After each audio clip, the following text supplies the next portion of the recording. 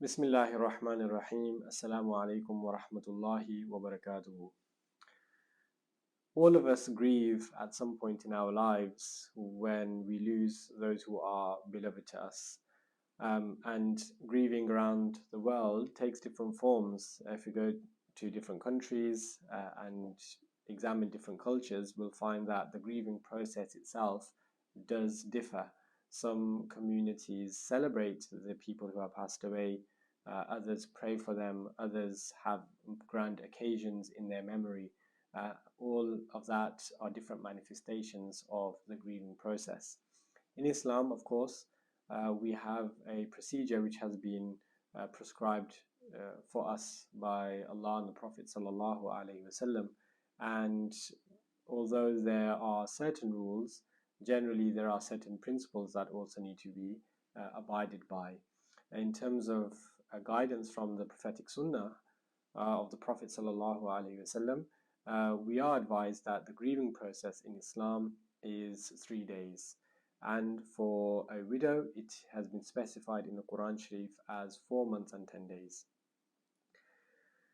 Often, when somebody is grieving the loss of a loved one, they may embark on action or partake in actions which are impermissible, for example, wailing or excessively crying or lamenting the loss, and some even border on disbelief and question Allah's wisdom and His decisions in causing our loved one to leave this temporal world. All of that is impermissible in Islam. In Islam, of course, we are allowed to manifest our emotions by way of crying and tears and also comforting one another.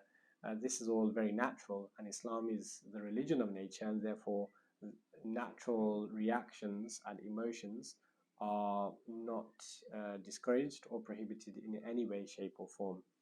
However, what is discouraged is taking those emotions to an extreme whereby someone is wailing.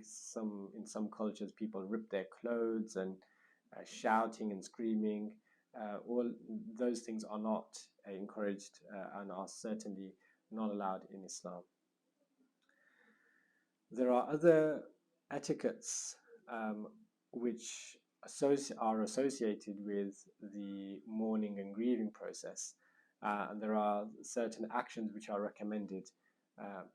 For example, reciting Quran Sharif, reciting litanies and tasbihat, and certain supplications for the person who has passed away. These are very important actions, in fact, because they benefit the person who passed away. So when we discover the news that our loved one has now tasted death and passed into the akhirah, part of our grieving process should involve showing patience and reciting for that person.